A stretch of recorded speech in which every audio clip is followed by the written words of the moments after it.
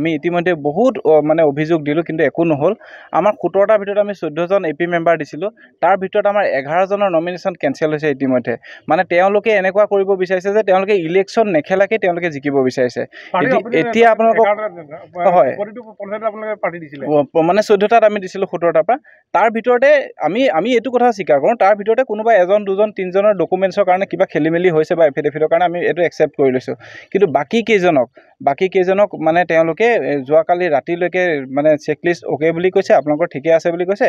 ৰাতিপুৱা আজি আমি অনলাইনত চাইছোঁ আপোনাৰ কেঞ্চেল হৈছে।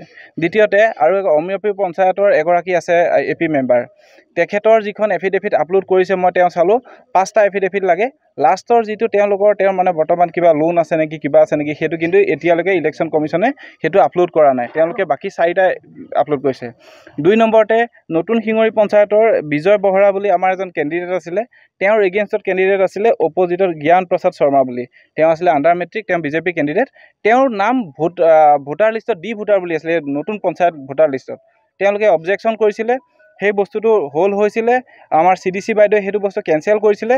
তাৰপিছত অশোক সিংহাল ডাঙৰীয়াৰ অবৈধ হস্তক্ষেপত আমি গম পাইছোঁ, এতিয়ালৈকে গম পাইছোঁ যে সেইজনৰ একচেপ্ট হৈছে। গতিকে এই গোটেই কথাখিনি লৈ পেলাই আমি অসম ৰাজ্যিক নিৰ্বাচন আয়োগৰ মুখ্য বিষয়া মহোদয়ৰ ওচৰলৈ আমি যাম, আৰু আমি আপোনালোকক কৈছোঁ যে ঢেকীয়াজুলিত গণতন্ত্ৰ বচাবৰ কাৰণে কংগ্ৰেছে এখন যুদ্ধ কৰিছে, যে এই যুদ্ধত আমাৰ যিমানসকল মানে আমাৰ এতিয়া মানে কংগ্ৰেছ দলৰ পৰা প্ৰাৰ্থিত্ব প্ৰয়াসী যিসকল আছে AP মেম্বাৰ, ZP মেম্বাৰ, আমি তেওঁলোকে মানে এতিয়া তেওঁলোকৰ নমিনেশ্যন উইথড্ৰ কৰিব, কাৰণ ইয়াত গণতন্ত্ৰ বাচি থকা নাই। কংগ্ৰেছে ইয়াৰ প্ৰত্যুত্তৰ দিব, আৰু গোটেই বিষয়টো আমি অসমৰ জনসাধাৰণৰ ওচৰলৈ ৰাখিলোঁ। আৰু আমাৰ এই ঢেকীয়াজুলিৰ মন্ত্ৰীগৰাকী, ঢেকীয়াজুলিৰ বিধায়কগৰাকী ইমান মানে অকৰ্মণ্য, ইমান দুৰ্নীতি, ইমান তেওঁ যি স্বেচ্ছাচাৰিতা, এই স্বেচ্ছাচাৰিতা কিন্তু অনাগত 2026ত কিন্তু ৰাইজে উত্তৰ দিব লাগিব। আজি যদি আমাৰ কেণ্ডিডেটক খেলিবৰ কাৰণে নিদিয়ে, তেখেতলোকে সিহঁতে খেলক না।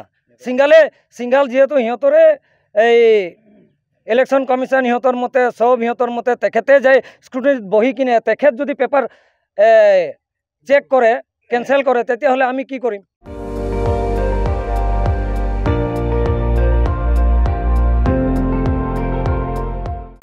আপুনি চাই আছে ND24, সৰ্বশ্ৰেষ্ঠ নহয়, সৰ্বোত্তমৰ দৌৰা।